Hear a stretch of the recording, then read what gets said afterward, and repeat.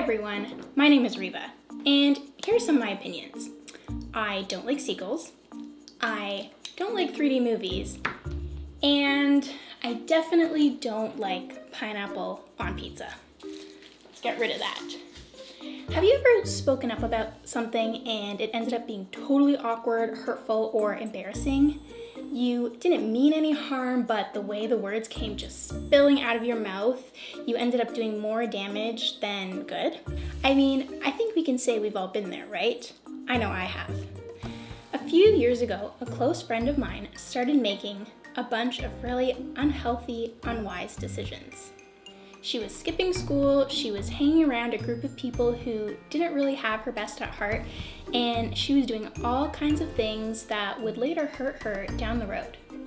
At the time, I didn't know if I should say anything to her because I felt like it was her life and she could make her own decisions. When I finally did confront her, I was just so frustrated with her. Instead of speaking with love and compassion, I spoke in a way that wasn't very nice. All my words really did was just make her feel bad about herself and awkward. In the moment, the way I spoke just ended up making the situation way worse. If you've been there, then you know how this feels. Of course, we don't have bad intentions when we say these things. After all, we're just sharing an opinion, right? We're being honest. But when that opinion causes awkwardness, embarrassment, or even hurt, it kind of makes us wonder if it's ever okay to speak up in the first place.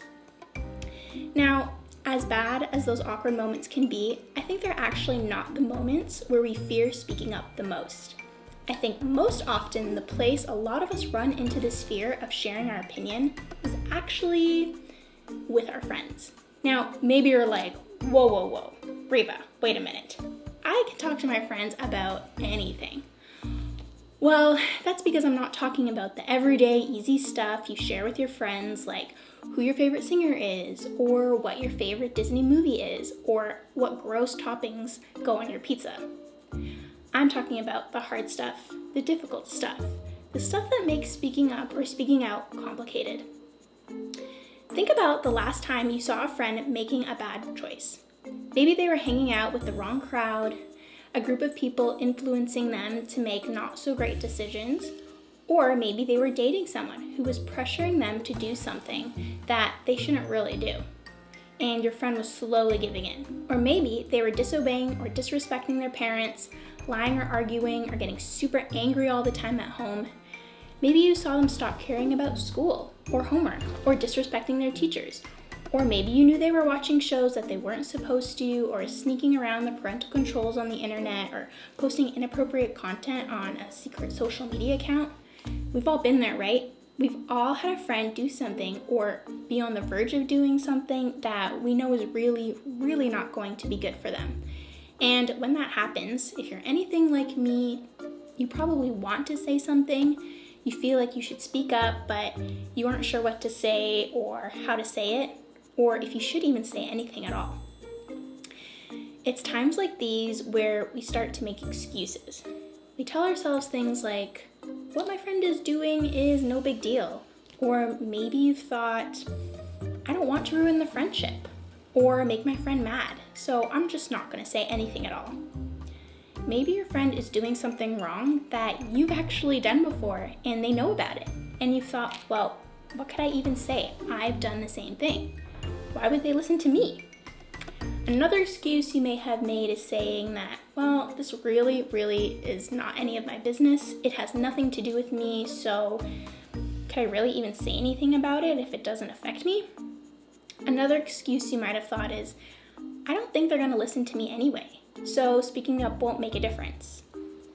Maybe you've thought that you're not supposed to gossip, and the thing that you were doing kind of felt like gossip, even if you brought it up just to them. Wasn't that doing the whole unwholesome talk thing that we're not really supposed to do anyway? And finally, another excuse you may have had for not speaking up to your friend is maybe you thought, I already told them what I think before. Do I really need to tell them again and again? I want you to know that you are not alone in those feelings. We've all been in a situation with excuses for why you don't. And while it is normal to feel that way, today we're going to learn that there is a better choice that we can make. Now, Let me pause and say that I know this isn't the case for all of us. Some of you have no problem speaking up.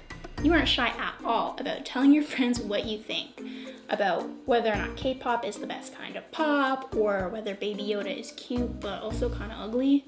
Well, don't check out here because trust me, this is for you too. Because when it comes to speaking up in situations like these, we all have hang-ups. Maybe for you, speaking up is a struggle and you constantly question if it's worth the risk. Or maybe speaking up comes easy, but you probably don't always offer your opinion in the nicest way. Either way, there has to be a better way to speak up and share our opinions when we think they're helpful to someone we care about. This question of how to find the best way to speak up isn't a new one. Actually, it's something that we have asked over 2,000 years ago. A guy named Paul wrote a letter to the church in a place called Galatia, and part of the letter addressed this very issue. Paul wrote this letter because he cared about the believers in the church. He knew they were trying to figure out how to live in the best way. But honestly, they were struggling, because sometimes knowing how to live in the best way can be kind of confusing. That's why Paul wrote a letter to help his friends. Take a look at some of what he wrote. Dear brothers and sisters, if another believer is overcome by some sin, you who are godly should gently and humbly help that person back onto the right path. Galatians 6 verse 1. Now, even though Paul addressed this passage to people who lived a long time ago, I think we can all learn something from this. It doesn't matter if you grew up going to church or if this is your first time here. This can apply to all of us. See, Paul addressed this passage to fellow Christian believers because they were his friends. He cared about them.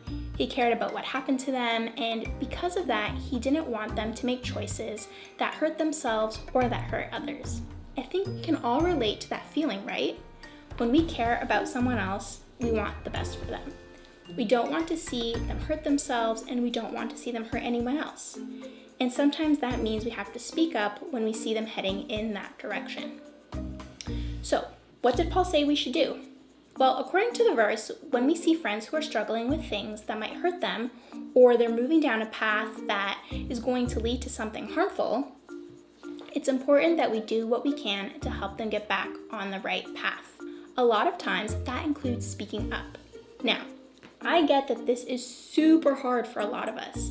Like we said earlier, there are so many reasons not to say something that we know our friends don't necessarily want to hear. We're afraid it will either hurt their feelings or upset them or damage the relationship. But I think in situations where our friends are walking towards something that could be really bad news for their lives and for their futures, we have to care more about the person than we do about the relationship. We have to care enough about our friend that we're willing to speak up, even if it means our friendship is a little bruised in the process. I know that can be a hard thing to do. So to start, imagine this. Putting yourself in their shoes. You're walking down the sidewalk with one of your friends and there's a huge pile of dog poop ahead of you and you don't see it coming, but your friend does. And instead of warning you about the dog poop, they just let you step in it. And then they said, well, it was none of my business and I didn't think it was that big of a deal. How would you feel? I know I would be pretty upset that my friend knew something bad was coming and didn't bother to tell me. So if you were walking a path that everybody else saw was potentially going to be really bad news for you, would you want someone to tell you? Would you want a friend to stop you, help you, point out what they saw had potential to hurt you? Would you want them to have the courage to have a conversation with you? I know I would. Well, when you see a friend in that same place, you have the chance to be that person for them. You have the opportunity to speak up and help them move back toward the right path. Now, like we said, there are some of you who are like, I am not afraid to speak up. I even kind of like telling people when they're wrong. You're wrong, you're wrong, you're wrong. You in the back over there, you're super wrong. Well, look at the verse again, because Paul didn't just tell us to help our friends get back on the right path. He told us how we're supposed to do that, with gentleness and with humility. See, it's not just what you say, it's how you say it.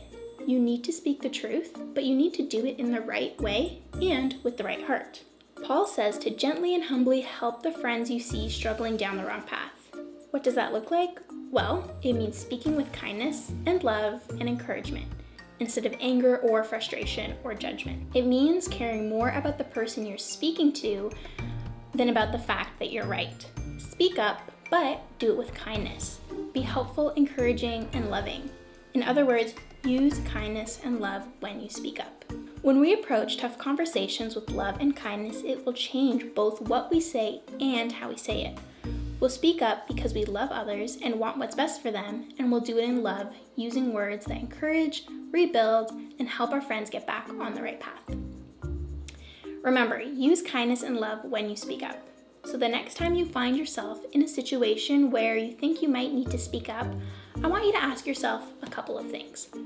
The first thing is, what does it look like to love my friend and show kindness in this situation? Maybe it's the way you talk to them about it, the actual words that you use to have the conversation. Maybe it's a gentle tone over a harsh one. Maybe it's choosing to talk about it only with that friend and not other people.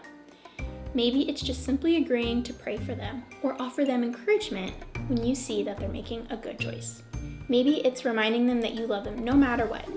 Or maybe it's just not saying anything until you can figure out how to say it in a gentle and humble way. Whatever it is, before you speak, consider what it would look like to show the other person love in your conversation. The second thing is, what would I want? Put yourself in their shoes. If this was you, would you want someone to talk to you about the issue? How would you want them to talk to you if you did? In other words, how would you want someone to show you love and kindness in this conversation? Think about that and try to do the same for the friends around you who need your love in the same way. So, this week, keep in mind, use kindness and love when you speak up. And a question to think about this week is, what's one thing that is keeping you from speaking up or speaking out in love? So that is it for today. We've come to the end of our class. Thank you so much for joining us, and we'll see you next week for the last part of our series, In My Opinion.